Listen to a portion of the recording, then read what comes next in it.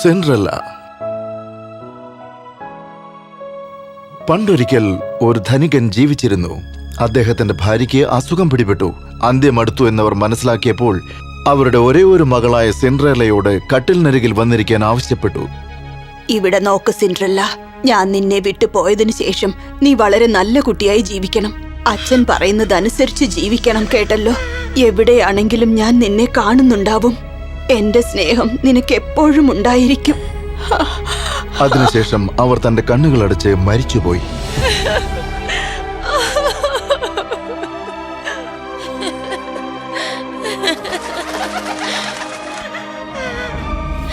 ഓരോ ദിവസവും സിൻഡ്രല്ല അവളുടെ അമ്മയുടെ കല്ലറയിൽ ചെന്ന് കരഞ്ഞു.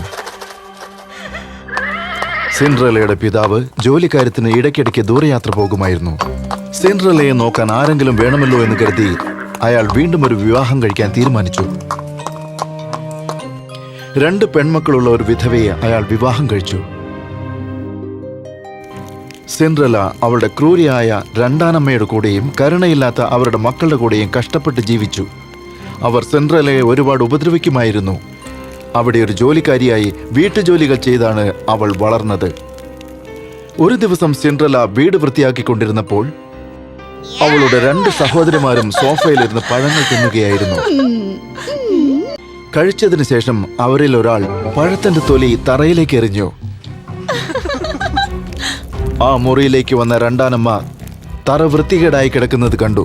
സിൻഡ്രല്ല, ഒരു ജോലി പോലും നിനക്ക് വൃത്തിയായിട്ട് ചെയ്യാൻ അറിയില്ലേ? ഒരു പൊടി പോലും ഇവിടെ എങ്ങും ഉണ്ടാവാൻ പാടില്ല. അങ്ങനെ തന്നെ ചെയ്യാമേ, ഇനി ഇങ്ങനെയൊന്നും സംഭവിക്കില്ല. സിൻഡ്രല്ല പാചകം ചെയ്യുകയും പാത്രം കഴുകുകയും ചെയ്തു.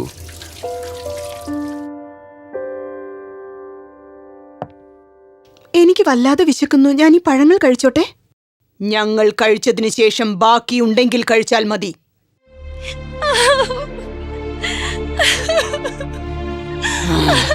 ഏത് നേരമുള്ള നിന്റെ ഈ കരച്ചിലാദ്യം നിർത്ത്. വേഗം അടുക്കളയിൽ ചെന്ന് പാത്രം കഴുക.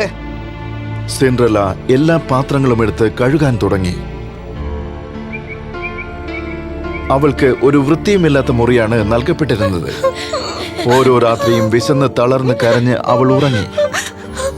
സിൻഡ്രല്ലയുടെ അവസ്ഥ കണ്ടിട്ട് എലികളും പക്ഷികളും പോലും ദുഃഖിച്ചു. അങ്ങനെ ആ ജീവികളൊക്കെ അവളുടെ ചങ്ങാതികളായി.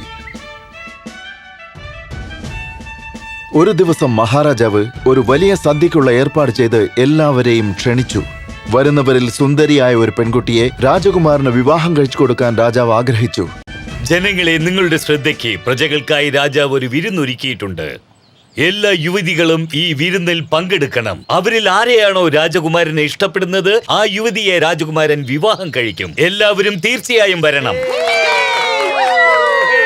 ഇത് കേട്ട എല്ലാവരും സന്തോഷിച്ചു. സിൻഡ്രല്ലയും വളരെയധികം സന്തോഷിച്ചു. കാരണം അവൾക്കും രാജകൊട്ടാരം കാണാനുള്ള ആഗ്രഹമുണ്ടായിരുന്നു. സിൻഡ്രല്ലയുടെ സഹോദരിമാർ ആഘോഷത്തിന് വേണ്ടി വളരെ നന്നായി ഒരുങ്ങി. വേഗം വാ കുട്ടികളെ, സമയം പോകുന്നത് അറിഞ്ഞില്ലേ? വേഗം വരൂ. നിങ്ങൾ 2 പേരിൽ ഒരാളെ രാജകുമാരൻ വിവാഹം കഴിക്കും. അയ്യോ പാവം സിൻഡ്രല്ല, കണ്ടോ എന്റെ മക്കൾ എത്ര മനോഹരമായാണ് തയ്യാറായിരിക്കുന്നത്. നിനക്ക് യോഗമില്ല.